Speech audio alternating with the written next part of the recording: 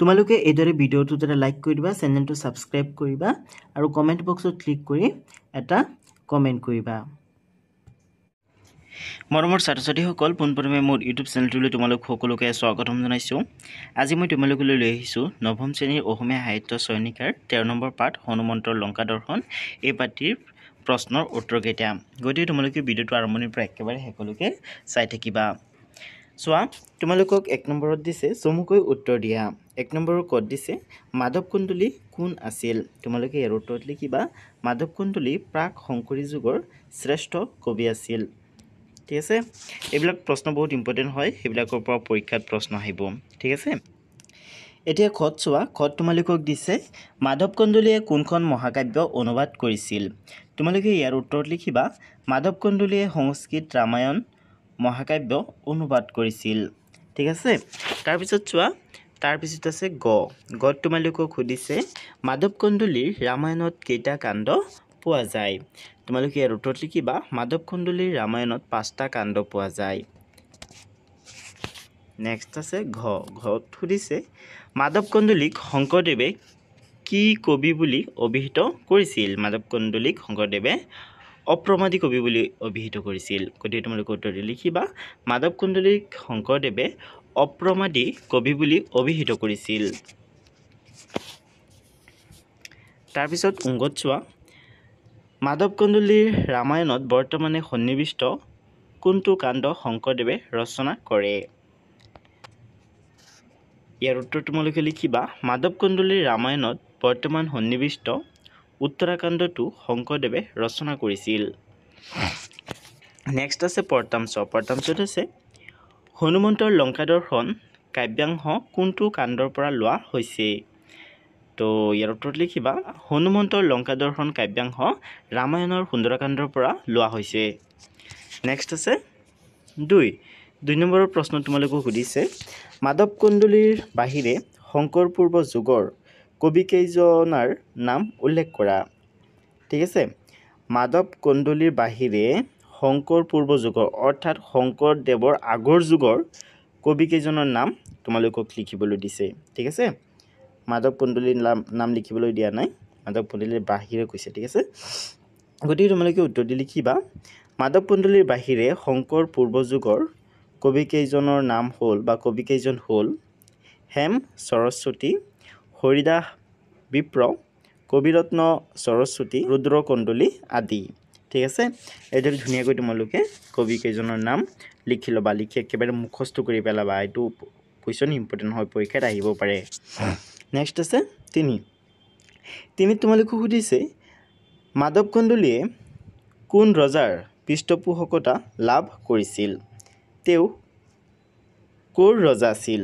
তো তোমালোকে ইয়াৰ উত্তৰত লিখিবা মাধৱ কুণ্ডলীয়ে বৰাহী ৰজা মহামাণিক্যৰ পৃষ্ঠপোষকতা লাভ কৰিছিল। কোন ৰজাৰ? বৰাহী ৰজা মহামাণিক্যৰ। ঠিক আছে, নেক্সট লিখিবা তেওঁ পুৰণি অসমৰ পূৰ্ব মধ্যাঞ্চলৰ কোনো অঞ্চলত ৰাজত্ব কৰিছিল। ছাত্ৰ-ছাত্ৰীসকল, এতিয়া ছাইড চোৱা। তোমালোকক ছাইড দিছে তলত দিয়াবোৰৰ টোকা লিখা। তো তোমালোকক ইয়াত কেইজনমান ব্যক্তিৰ নাম দিছে, এওঁলোকৰ ওপৰত টোকা লিখিবলৈ দিছে। তো প্ৰথমে তোমালোকে হনুমন্তৰ বিষয়ে অলপ লিখিবা। হনুমন্ত অযোধ্যাৰ ৰজা ৰামচন্দ্ৰৰ পৰম ভক্ত আছিল। ঠিক আছে, হনুমান ৰামৰ পৰম ভক্ত আছিল। হনুমন্ত বানৰ বীৰ আছিল।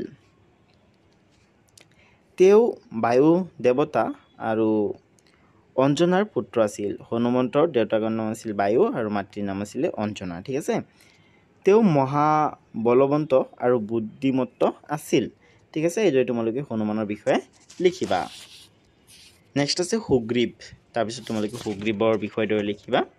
সুগ্ৰীৱ বানসকলৰ ৰাজ্য নিষ্কিন্দ্যাৰ ৰজা বালিৰ বায়েক আছিল। এওঁ ৰামৰ পৰম মিত্ৰ আছিল। সীতাৰ সন্ধানত ঘূৰি ফুৰোঁতে ৰাম আৰু সুগ্ৰীৱৰ মিলন ঘটিছিল। ঠিক আছে ছাত্ৰ-ছাত্ৰীসকল, এইদৰে ধুনীয়াকৈ লিখি ল'বা। নেক্সট আছে নীল। তো তোমালোকে নীলৰ বিষয়ে লিখিবা এইদৰে নীল এগৰাকী বানৰ বীৰ আছিল। কিষ্কিন্ধাত তেওঁ ৰামচন্দ্ৰক লগ পায়। এওঁ সীতা উদ্ধাৰৰ বাবে সাগৰত যি সেতু নিৰ্মাণ কৰাব লগা হৈছিল সেই কাৰ্যৰ এগৰাকী সেনাপতি আছিল। ঠিক আছে, তাৰপিছত আছে অমৰাৱতী। তো তোমালোকে অমৰাৱতীৰ বিষয়টো লিখিবা। অমৰাৱতী দেৱৰাজ ইন্দ্ৰৰ ৰাজধানী আছিল। এই নগৰখন দেৱসকলৰ খনিকৰ বিশ্বকৰ্মাই নিৰ্মাণ কৰিছিল। ইয়াৰ সৌন্দৰ্য অতি বিতোপন আৰু চালে চকুৰোৱা আছিল। ঠিক আছে, তো লিখিবা। নেক্সট আছে কাশ্যপ নন্দন। সূৰ্যদেৱৰ আন এটা নাম আছিল কাশ্যপ নন্দন। ৰামায়ণ আৰু কোনো কোনো পুৰাণ শাস্ত্ৰ মতে সূৰ্য দেৱতা কাশ্যপ ঋষি আৰু অদিতিৰ পুত্ৰ আছিল। ঠিক আছে, তো লিখিবা তোমালোকে। নেক্সট আছে বিশ্বকৰ্মা। বিশ্বকৰ্মা দেৱতাসকলৰ খনিকৰ হিচাপে খ্যাত। ত্ৰিলোকৰ শ্ৰেষ্ঠ শিল্পী বিশ্বকৰ্মা। এওঁ দেৱতাসকলৰ অলংকাৰ আৰু বিমান নিৰ্মাণ কৰিছিল। অ'কে, নেক্সট চোৱা। নেক্সট আছে 5 নম্বৰত তোমালোকক দিছে লংকা নগৰীৰ কাষৰ বন বননিত হনুমন্তই কি কি ফল ফুলৰ গছ দেখিবলৈ পাইছিল। তো তোমালোকে ইয়াৰ উত্তৰটো এইদৰে লিখিবা। হুবেল সিংহত অৱতৰণ কৰা হনুমন্তই তাৰ পৰাই লংকা নগৰীলৈ দৃষ্টিপাত কৰোঁতে দেখা বন বননিৰ ফল ফুলৰ গছ গছনিবোৰ হ'ল হৰল, পিয়াল, ঔটেঙা, আঙুৰ, আম, জাম, খেজুৰ, শাল, তাল, তামোল, গমাৰি, বগৰী, হোলেং, টেঙা, কৰ্দৈ, বীজপুৰ, আমলখি, অমৰা, বুট, মণিচাৰ, কল, গোণকল, সেৱতী, মালতী, নাৰিকল, শ্ৰীফল, মহৰী, পাৰিজাত, চটিয়কা, হাৰিঠা, নগেশ্বৰ আদি বিভিন্ন ফল ফুলেৰে আগুৰি আছিল লংকাৰ বন। ঠিক আছে, তো ধুনীয়াকৈ তোমালোকে লিখি ল'বা। নেক্সট আছে 6 নম্বৰত আছে হনুমন্তই কি ৰূপ ধৰি লংকা নগৰীত প্ৰৱেশ কৰিছিল। তেওঁ সেই ৰূপ ধৰাৰ কাৰণ কি আছিল। হনুমন্তই এটা মেকুৰীৰ ৰূপ ধৰি লংকাত প্ৰৱেশ কৰিছিল। ঠিক আছে, ইয়াত চোৱা তোমালোকে এইটোৰ উত্তৰটো লিখিবা। হনুমন্তই মেকুৰীৰ ৰূপ লৈ লংকা নগৰীত প্ৰৱেশ কৰিছিল। তেওঁ সেই ৰূপ ধৰাৰ কাৰণ এয়ে যে যদি হনুমন্তই তেওঁৰ বিৰাট আকাৰ, এইটো হ'ব। ঠিক আছে, দেহটোৰে লংকা নগৰীত প্ৰৱেশ কৰে তেনেহ'লে তেওঁক ৰাক্ষসগণে দেখা পাব আৰু শত্ৰুৰূপে আগুৰি ধৰি তেওঁৰ প্ৰাণনাশৰ চেষ্টা চলাব বুলি বিবেচনা কৰিয়েই তেওঁ নিজ ৰূপ সলাই লংকা নগৰীত প্ৰৱেশ কৰিছিল। ঠিক আছে, তো যদি ধুনীয়াকৈ লিখি ল'বা। নেক্সট চোৱা। নেক্সট আছে 7 নম্বৰ তোমালোকক দিছে হনুমন্তই গধূলি সময়ত দেখা লংকা নগৰীৰ এটি বৰ্ণনা দিয়া। তো ছাত্ৰ ছাত্ৰীসকল তোমালোকে ইয়াৰ উত্তৰটো এইদৰে লিখিবা। হনুমন্তই গধূলি পৰত নিজৰ দেহৰ কলেবৰ মেকুৰী এটাৰ সমান সংকুচিত কৰি প্ৰাচীৰৰ ওপৰত উঠি লংকাৰ গধূলিৰ ৰূপ দেখা পালে। হনুমন্তই দেখা মতে লংকা নগৰী স্বৰ্গৰ ৰজা ইন্দ্ৰৰ ৰাজধানী অমৰাৱতীৰ দৰে সমুজ্জ্বল, যেন বিশ্বকৰ্মাইহে এই অপূৰ্ব নগৰীখন নিৰ্মাণ কৰিছে। নগৰীখন আৱৰি থকা চৌদিশৰ গড়ো যেন সোণেৰে নিৰ্মিত, যি গড়ে জলমলাই নগৰীখন সুৰক্ষিত কৰি ৰাখিছে। নগৰীখনৰ ভিতৰতো ঠায়ে ঠায়ে সুবৰ্ণ মাণিক জ্বলি নগৰীখনক চকমকাই তুলিছে। গোটেই নগৰীখনেই গড়েৰে নিৰ্মিত সুৰক্ষিত দেৱালেৰে এনেভাৱে আবৃত যে তাত প্ৰৱেশ কৰা সাধাৰণ লোকৰ বাবেই যে অসাধ্য এনে নহয়, পৰাক্ৰমী দেৱতা বা অসুৰৰ পক্ষেও সেয়া অসম্ভৱ কাম। এনেদৰেই হনুমন্তই গধূলি লংকা নগৰীৰ ৰূপৰ এটি বৰ্ণনা দিছে। ঠিক আছে, তো যদি তোমালোকে ধুনীয়াকৈ উত্তৰটো লিখি ল'বা। এতিয়া 8 নম্বৰত চোৱা। তোমালোকক 8 নম্বৰত দিছে সুৰক্ষিত লংকানগৰী দেখি হনুমন্তৰ মনলৈ কেনেধৰণৰ চিন্তা আহিছিল? তো ছাত্ৰ ছাত্ৰীসকল, তোমালোকে ইয়াৰ উত্তৰটো এইদৰে লিখিবা। সুৰক্ষিত লংকানগৰী দেখি হনুমন্তৰ মনলৈ নিৰাশ ভাৱ আহিছিল। তেওঁৰ মনত খেলোৱা ভাৱ মতে লংকাৰ দৰে চাৰিওফালে সুধীৰ গড়েৰে সুৰক্ষিত নগৰী এখনত বান্দৰৰ কথা বাদেই যাওক, দেৱতা বা অসুৰৰ পক্ষেও তাত প্ৰৱেশ কৰাটো সম্ভৱ নহয়। অংগদ, সুগ্ৰীৱ, নীল আৰু হনুমন্তই নিজে সমুদ্ৰ লংঘিব পাৰে যদিও আন বানৰসকলৰ পক্ষে সেয়া কদাপিও সম্ভৱ নহয়। গতিকে এনে দুৰ্গম ঠাইলৈ তেওঁ যি উদ্দেশ্যে আহিছে সেই উদ্দেশ্য পূৰণ কৰিব পৰাটো এটা টান কাম হ'ব বুলি হনুমন্ত ভীষণ চিন্তাত পৰিছিল। তো সেইটো তোমালোকে ধুনীয়াকৈ লিখিবা। ঠিক আছে। নেক্সট আছে 9 নম্বৰত আছে হুবেল শৃংগত বহি হনুমন্তই কি ভাবিছিল? হুবেল শৃংগত বহি হনুমন্তই কি ভাবিছিল? তোমালোকে উত্তৰত লিখিবা। হুবেল শৃংগত বহি হনুমন্তই ভাবিলে যে সমুদ্ৰ অতিক্ৰম কৰি তেওঁ সুস্থ শৰীৰেৰে হুবেল আহি পাইছেহি। এতিয়া তেওঁ আগলৈও আগবাঢ়ি যাব পাৰিব। সাগৰ পাৰ হওঁতে কিন্তু তেওঁৰ মনলৈ কোনো শংকা অহা নাছিল। সেইবাবে এতিয়া তেওঁ আগবাঢ়িব নোৱাৰিব বুলি ভাবিবলৈ লাজ লাগে। এইবিলাক কথা ভাবি হনুমন্তই হুবেল শৃংগত বহি দ্বিতীয় অমৰাৱতী সদৃশ লংকা নগৰীলৈ যাবলৈ ভাবিছিল। ঠিক আছে, এইটো ধুনীয়াকৈ লিখিবা। নেক্সট আছে 10 নম্বৰত আছে হনুমন্তৰ লংকা দৰ্শন কাব্যাংশৰ মূল কথাখিনি তোমাৰ নিজৰ কথাৰে লিখা। তো এইটো পৰীক্ষাত সিমান নাহে, হ'লেও তোমালোকে লিখি লোৱা। উত্তৰটো এইদৰে লিখিবা। ৰাৱণে সীতাক ধৰি নিছে বুলি গম পাই হনুমানে বিশাল সাগৰ পাৰ হৈ হুবেল শৃংগত অৱতৰণ কৰে। হুবেল শৃংগত বহি লংকা নগৰীখন চাই থাকোঁতে সূৰ্য অস্ত যাবলৈ ওলোৱাত কিছু সময়ৰ বাবে সূৰ্য দেৱতাক প্ৰকাশিত হৈ থাকিবলৈ হনুমানে প্ৰাৰ্থনা কৰিছিল যাতে দিনৰ পোহৰত তেওঁ লংকাৰ গড়টো চাব পাৰে। নেক্সট, হনুমানৰ প্ৰাৰ্থনাত সূৰ্য দেৱতা সন্তুষ্ট হৈ কিছু সময়ৰ বাবে প্ৰকাশিত হৈ থকাত হনুমানে দিনৰ পোহৰত লংকা নগৰীখন দেখা পালে আৰু তালৈ যাবলৈ সাজু হ'ল। এই পথছোৱাৰ সৌন্দৰ্য অতি মনোমোহা আছিলে। চাৰিওফালে থকা বননিবোৰৰ মাজত থকা পুখুৰীবোৰত পদুম ফুল ফুলি জকমকাই আছে আৰু ভোমোৰাবোৰে সেই ফল ফুলবোৰৰ মধুপান কৰি আছে। এই বননিত হনুমন্তই বিভিন্ন ধৰণৰ ফল মূলৰ গছ দেখা পাইছে।